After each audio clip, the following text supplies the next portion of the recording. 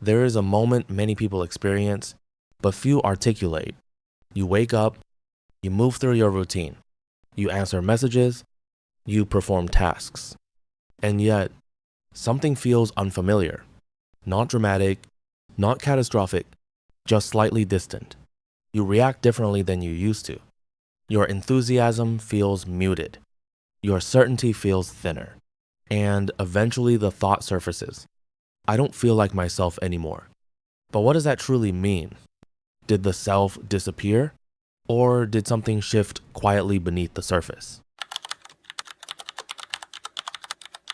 We like to believe identity is stable, a consistent personality, a solid core, a recognizable version of me. But identity is not static. It adapts. It reshapes with stress, with responsibility, with love, with disappointment. Sometimes you do not feel like yourself because you are no longer the person you were. And that is not dysfunction. It is movement. The discomfort may not signal loss. It may signal transition. So pause gently. Are you disconnected or evolving? Chronic stress changes perception. When overwhelmed, you become narrower, less playful, less expressive, less curious. Not because you lack depth, but because survival reduces range. The nervous system prioritizes efficiency over spontaneity, and efficiency feels mechanical.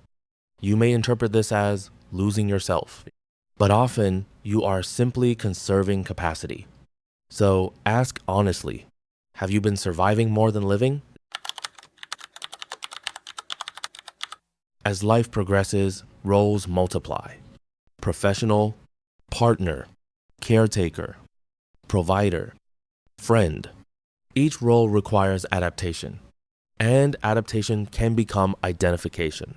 You begin responding as the role, instead of as the individual, responsible instead of playful, measured instead of spontaneous, careful instead of creative. Over time, the lighter version of you feels distant, but it may not be gone. It may simply be waiting for space. So reflect quietly. When was the last time you felt unguarded? When emotions remain unresolved for too long, the mind protects itself, not by solving everything, but by softening intensity. Reactions become muted, excitement less vivid, disappointment less sharp. This emotional flattening can feel like identity loss, but often it is conservation.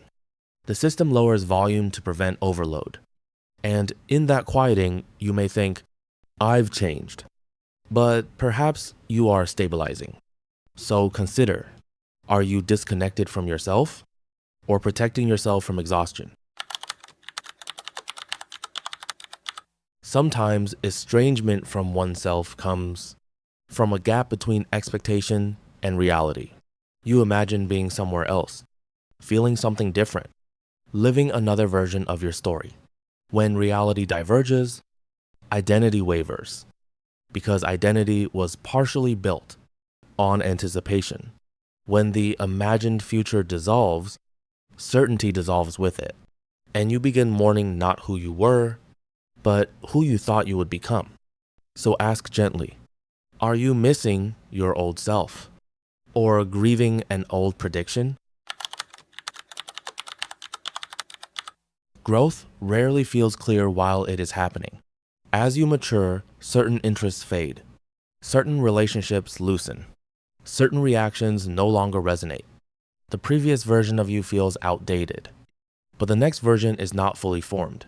This in-between space feels unstable, like standing between identities. It is easy to mistake this uncertainty for loss, but often it is recalibration. You may not feel like yourself because you are between chapters, and transitions are rarely comfortable. So consider, can you tolerate becoming without defining what you are becoming yet? Growth rarely feels clear while it is happening. As you mature, certain interests fade, Certain relationships loosen. Certain reactions no longer resonate. The previous version of you feels outdated, but the next version is not fully formed. This in-between space feels unstable, like standing between identities. It is easy to mistake this uncertainty for loss, but often it is recalibration.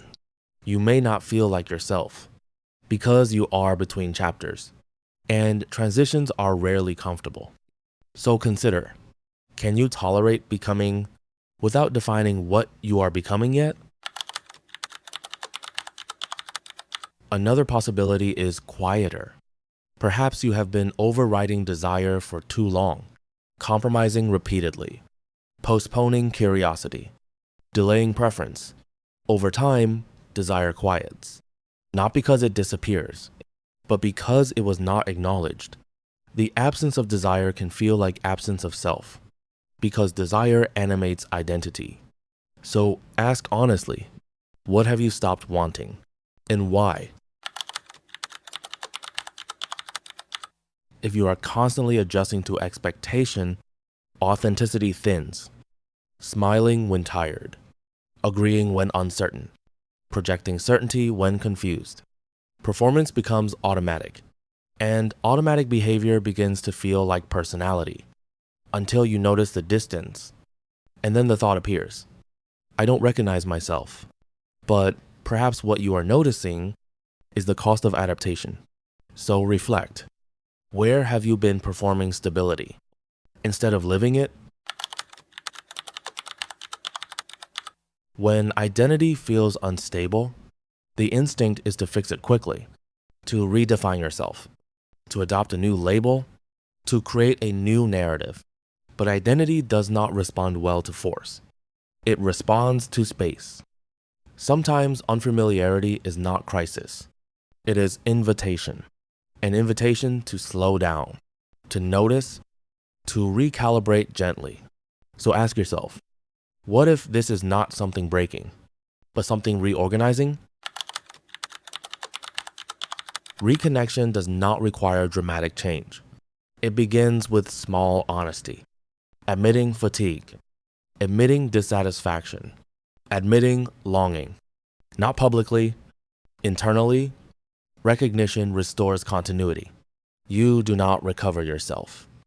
By returning to the past, you reconnect by acknowledging what has been muted.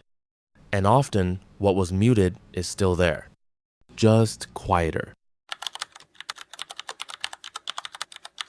There is no permanent fixed true self, waiting to be recovered intact. There are evolving patterns, different intensities, different expressions, different seasons. You are not a static object. You are a dynamic process. The better question may not be, how do I go back?